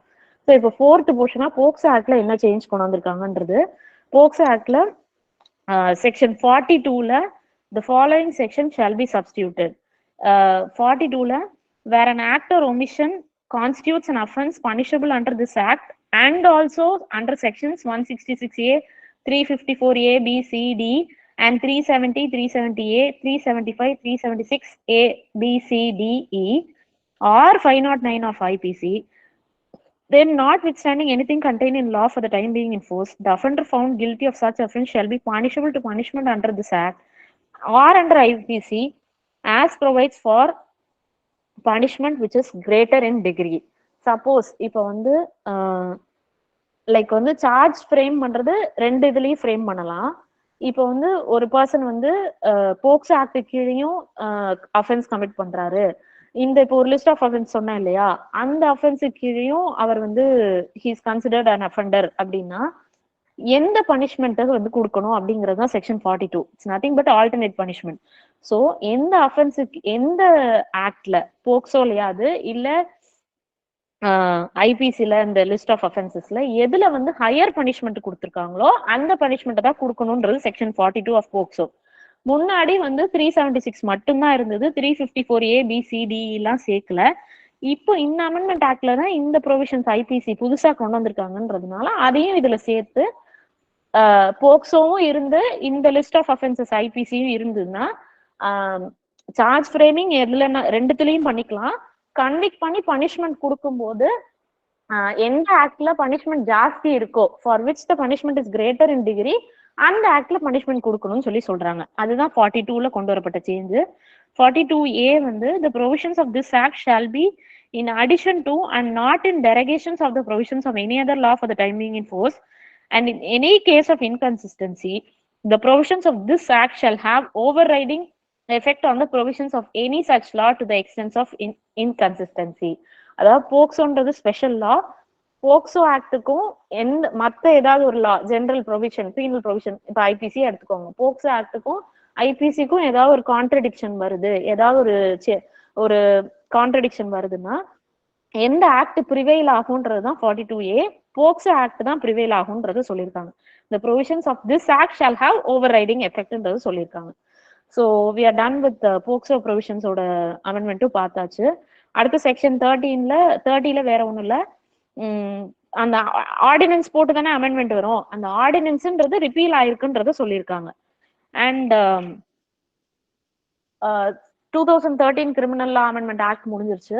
2018 கிரிமினல் லா அமெண்ட்மெண்ட் ஆக்டும் வேற எதுவுமே இல்லை, இதே மாதிரி ரேப் ரிலேட்டட் அஃபென்ஸ்ல சேஞ்ச் கொண்டு வந்து சப்சிக்வெண்டா இப்ப எப்படி 228A வந்து ரேப் ரிலேட்டட் அஃபென்ஸ்னா புதுசா கொண்டு வரப்பட்ட ப்ரொவிஷன்ஸையும் சேர்த்துக்கணும்னு சொல்றோமோ அதே மாதிரி சேஞ்சஸ் தான் கொண்டு வந்திருக்காங்க. ஸோ நான் இப்போ 2018 கிரிமினல் லா அமெண்ட்மெண்ட் ஆக்ட் பாக்குறோம். இந்த ஆர்டினன்ஸ் வந்து நம்ம எல்லாருக்கும் தெரிஞ்ச மாதிரி லைக் ஆர்டினன்ஸ் இல்ல, இந்த ஆக்ட்ன்றது வந்து கத்துவா இன்சிடென்ட் நடந்தது இல்லையா, ஆசிஃபா இன்சிடென்ட். ஆசிஃபான்னு கூட ஆக்சுவலி சொல்லக்கூடாது, ஏன்னா 228A படி இட்ஸ் அன் அஃபென்ஸ், அவங்களோட நேமையோ ஐடென்டிட்டியோ ரிவீல் பண்றதுன்றது. ஸோ அந்த இன்சிடென்ட்டுக்கு அப்புறமா வந்த ஆக்ட் தான் இந்த அமெண்ட்மெண்ட் ஆக்ட் தான் 2018 கிரிமினல் அமெண்ட்மெண்ட் ஆக்ட். ஸோ இதுலயும் ஐபிசியில சேஞ்சஸ் கொண்டு வந்திருக்காங்க, இந்தியன் எவிடன்ஸ் ஆக்ட்ல சேஞ்சஸ் கொண்டு வந்திருக்காங்க, சிஆர்பிசியில சேஞ்சஸ் கொண்டு வந்திருக்காங்க, அண்ட் போக்சோ ஆக்ட்லயும் சேஞ்சஸ் கொண்டு வந்திருக்காங்க. ஸோ இதோட ஆக்ட் வந்து இந்த ஆக்டோட அப்ஜெக்டிவ் வந்து nothing but IPC, evidence act and code of criminal procedure and போக்சோல சேஞ்சஸ் கொண்டு வர்றது. செக்ஷன் 1 வந்து nothing but name extent commencement. Name வந்து criminal law amendment act of 2018. And என்னைக்கு ஃபோர்ஸ்க்கு வந்ததுன்னா 21 ஏப்ரல் 2018 இது ஃபோர்ஸ்க்கு வந்தது. ஸோ இந்த அமெண்ட்மெண்ட் ஆக்டையும் நம்ம வந்து ஐபிசியில கொண்டு வரப்பட்ட சேஞ்சஸ், சிஆர்பிசியில கொண்டு வரப்பட்ட சேஞ்சஸ், எவிடன்ஸ் ஆக்ட்ல கொண்டு வரப்பட்ட சேஞ்சஸ் அண்ட் போக்சோல கொண்டு வரப்பட்ட சேஞ்சஸ்னு பிரிச்சுக்கணும். நிறைய ப்ரொவிஷன்ஸ் இருக்க மாதிரி இருக்கும், பட் இது எல்லாத்தோட பேசிஸும் ஒன்னே ஒண்ணுதான். ரேப் ரிலேட்டட் அஃபென்ஸ்ல புதுசா வந்து ப்ரொவிஷன்ஸ் கொண்டு வந்து அந்த ப்ரொவிஷன்ஸை சிஆர்பிசிலையும் எவிடன்ஸ் ஆக்ட்லயும் அப்படியே அடுத்தடுத்து இன்கார்பரேட் பண்றதுதான். லைக் ஐபிசியில கொண்டு வந்த ஃபர்ஸ்ட் சேஞ்சஸ் பார்த்துடலாம். 166A சேஞ்ச் கொண்டு வராங்க. 166A நம்ம முன்னாடியே பார்த்தோம். ஸோ அதுல 37 இப்போ இந்த 2018 அமெண்ட்மெண்ட் ஆக்ட்ல புதுசா ரேப் ரிலேட்டட் அஃபென்ஸ்ல என்னென்ன சேஞ்ச் கொண்டு வராங்கன்னா 376(3) ஒரு கிளாஸ் இன்சர்ட் பண்றாங்க, 376AB ஒரு ப்ரொவிஷன் கொண்டு வராங்க, 376DA ஒரு ப்ரொவிஷன் கொண்டு வராங்க, 376DB ஒரு ப்ரொவிஷன் கொண்டு வராங்க. இது இல்லாம ஏற்கனவே இருக்க 376 ப்ரொவிஷன்ஸ்ல சில சேஞ்சஸும் கொண்டு வராங்க. ஸோ இந்த புதுசா கொண்டு வர ப்ரொவிஷன்ஸ் இருக்கு இல்லையா, அது எல்லாமும் 166Aக்கு அப்ளை ஆகும்ன்றத சொல்லியிருக்காங்க, அவ்வளவுதான். அண்ட் அடுத்து 228Aலயும் அதே மாதிரி சேஞ்ச் தான். இப்போ நான் சொன்ன 4 புதுசா இன்சர்ட் பண்ணப்பட்ட ப்ரொவிஷன்ஸும் இதுக்கு அப்ளை ஆகும்னு சொல்லியிருக்காங்க. டன். அண்ட் 376 ஆஃப் ஐபிசில என்ன சேஞ்ச் கொண்டு வந்திருக்காங்க அப்படிங்கிறது தான் அடுத்து நம்ம பார்க்க போறது, which is nothing but section 4. Section 4ல 376(1ல earlier பனிஷ்மெண்ட் என்ன இருந்ததுன்னா not less than 7 years up to life plus fine இருந்தது. இப்போ இந்த அமெண்ட்மெண்ட் ஆக்ட் மூலமா என்ன சேஞ்ச் கொண்டு வந்தாங்கன்னா not less than 10 years up to life plus fine மாத்திட்டாங்க. இதுதான் ஃபர்ஸ்ட் சேஞ்ச். 376(1ல பனிஷ்மெண்ட்ல சேஞ்ச் கொண்டு வந்திருக்காங்க.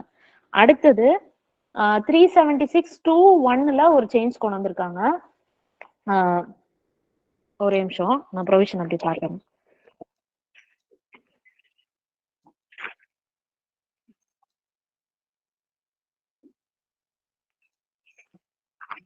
376 clause 2 நத்திங் பட் இந்த ஃபிடியூஷரி ரிலேஷன்ஷிப்ல இருக்கவங்க வந்து ஒரு சிச்சுவேஷன் நிறைய சொல்லி அது வந்து ரேப் கமிட் பண்ணா என்ன அஃபென்ஸ்ன்றது.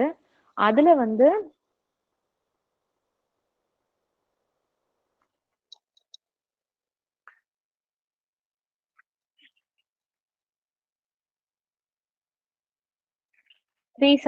clause 3ல ஒரு சேஞ்ச் கொண்டு வந்திருக்காங்க.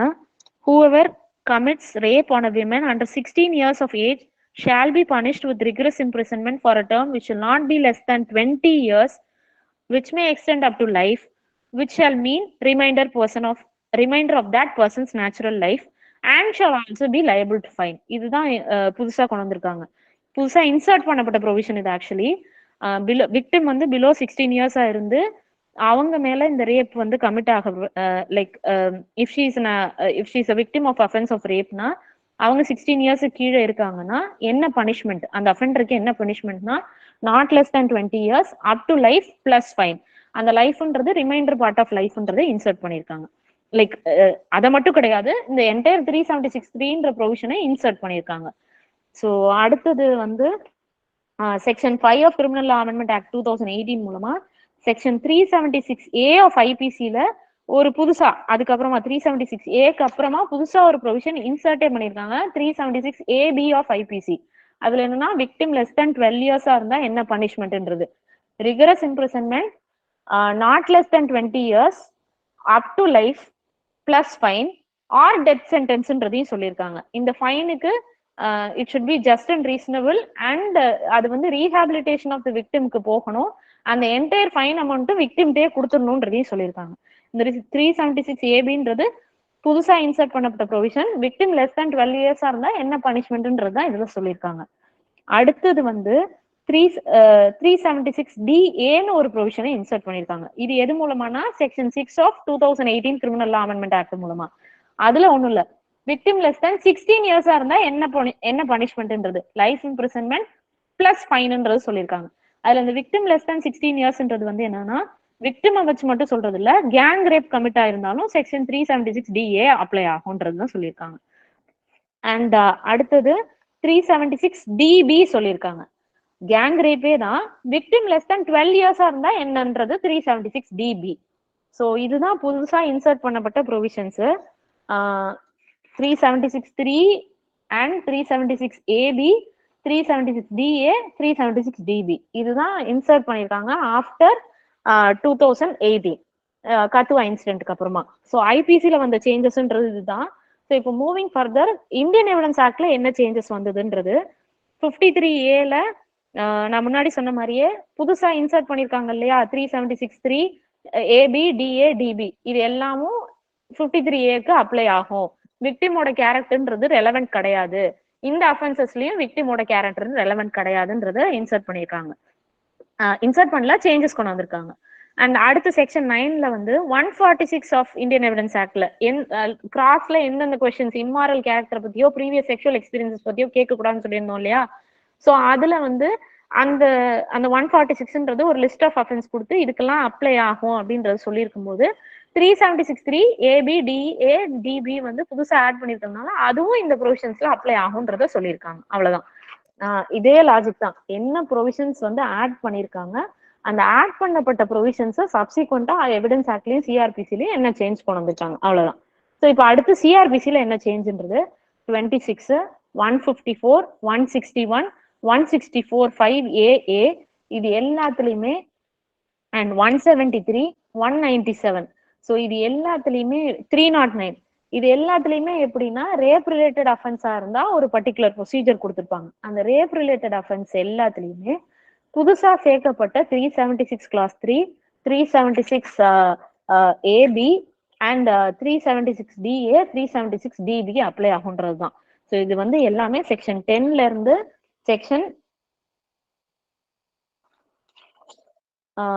செக்ஷன் 18 வரைக்கும், செக்ஷன் 19 வரைக்குமே அப்ளை ஆகும்.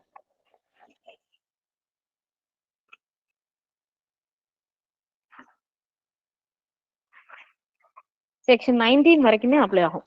அண்ட் செக்ஷன் 20யும் அதே தான் 374ல. லைக் வந்து இப்போ நான் 1920 சொல்றது எல்லாமே 2018 அமெண்ட்மெண்ட் ஆக்ட்ல சொல்றேன். பர்டிகுலரா சிஆர்பிசில என்ன செக்ஷன்ல ரேப் ரிலேட்டட்னு சொல்லியிருக்கும் போது புதுசா இன்சர்ட் பண்ணப்பட்ட ப்ரொவிஷன்ஸும் அதுக்கு அப்ளை ஆகும்ன்றத சொல்லியிருப்பாங்க. அவ்வளவுதான். ஸோ அடுத்தது moving further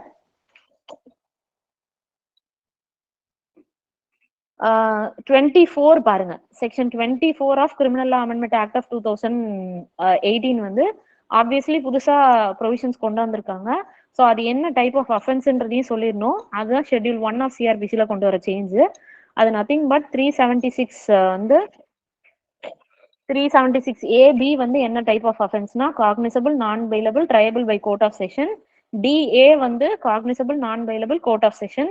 DBயும் cognizable non bailable triable by court of session. So இதுதான் ஷெட்யூல் 1ல கொண்டு வரப்பட்ட change vide section 24 of criminal law amendment act of 2018. And அடுத்து போக்சோல என்ன சேஞ்ச் கொண்டு வந்தாங்கன்றது இந்த 42 ஆல்டர்னேட் பனிஷ்மெண்ட் பார்த்தோம் இல்லையா. ஸோ அந்த ஆல்டர்னேட் பனிஷ்மெண்ட் ஒரு லிஸ்ட் கொடுத்துருந்தாங்கல்ல, அந்த லிஸ்ட்ல புதுசா ஆட் பண்ணப்பட்ட provision 376A 376AB 376DA 376DBயும் include ஆகும் அப்படின்றத சொல்லியிருக்காங்க. அண்ட் செக்ஷன் 26 மூலமா கிரிமினல் லா அமெண்ட்மெண்ட் ஆர்டினன்ஸ்ன்றத ரிப்பீல் பண்ணிடுறாங்க அப்படின்னு சொல்றாங்க. So we are done. நீங்க ரொம்ப கன்ஃபியூஸ் பண்ணிக்க வேண்டாம். இந்த 3 அமெண்ட்மெண்ட் ஆக்டையும் பார்க்கும்போது புதுசா என்ன ப்ரொவிஷன் கொண்டு வந்தாங்க, அந்த ப்ரொவிஷன் பொறுத்து சப்சீக்வெண்டா சிஆர்பிசிலையும் ஐபிசிலையும் என்ன சேஞ்ச் கொண்டு வந்தாங்க, ஷெட்யூல்ல என்ன சேஞ்ச், புதுசா இன்சர்ட் பண்ணப்பட்ட ஷெட்யூல்ல அது என்ன டைப் ஆஃப் அஃபென்ஸ்ன்றத சொல்றாங்க. இது எல்லாத்தையும் தெரிஞ்சுக்கிட்டீங்கன்னா ஆப்வியஸ்லி முடிஞ்சிடும். இதுக்கு ஒரு நான் டேப்லெட் காலம் மாதிரி போட்டிருக்கேன். அதாவது 2005ல என்ன ப்ரொவிஷன் கொண்டு வந்திருக்காங்க, சப்சீக்வெண்டா அதை பொறுத்து என்ன சேஞ்ச் வந்துச்சு. நீங்க இதுல வந்து இந்த அமெண்ட்மெண்ட் ஆக்டோட செக்ஷன்ஸை நீங்க ஞாபகம் வச்சுக்கணும்னு அவசியமே கிடையாது. ஸோ எந்தெந்த செக்ஷன்ஸ் மெயின் ஆக்ட் ஐபிசில சிஆர்பிசில எவிடன்ஸ்ல போக்சோல எந்தெந்த செக்ஷன்ஸ்ல சேஞ்ச் கொண்டாந்தாங்கன்னு தெரிஞ்சுட்டா போதும். ஸோ நான் அந்த மாதிரி ஒரு லிஸ்ட் போட்டிருக்கேன். நான் அந்த லிஸ்ட்டை நான் குரூப்ல ஷேர் பண்றேன். அதை நீங்க பாத்தீங்கன்னாலே உங்களுக்கு ஈஸியா அண்டர்ஸ்டாண்ட் பண்ணிக்கலாம். ரொம்ப காம்ப்ளிகேட் பண்ணி எல்லாத்தையும் ஞாபகம் வச்சுக்கணும்னு ட்ரை பண்ணாதீங்க. இந்த அமெண்ட்மெண்ட் ஆக்ட்ல இந்த ப்ரொவிஷன்ல சேஞ்ச் கொண்டாந்தாங்க அப்படி தெரிஞ்சுட்டா போதும். இந்த செக்ஷன்ல இந்த இது அப்படின்ற, அதாவது செக்ஷன் அமெண்ட்மெண்ட் ஆக்டோட செக்ஷனை ஞாபகம் வச்சுக்கணும்லாம் ட்ரை பண்ண வேண்டாம்.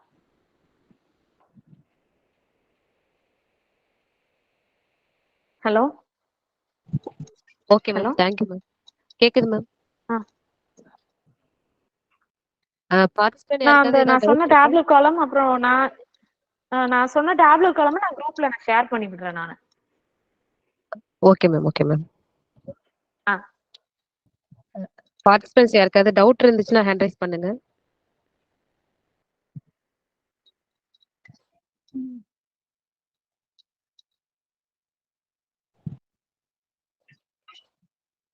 யாருக்காச்சும் ஏதாவது டவுட் இருக்கா?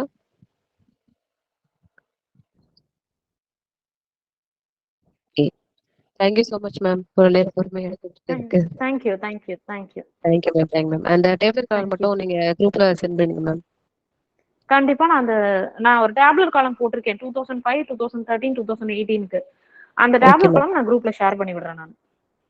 Okay ma'am, okay ma'am. thank you so much ma'am. thank you. Thank you.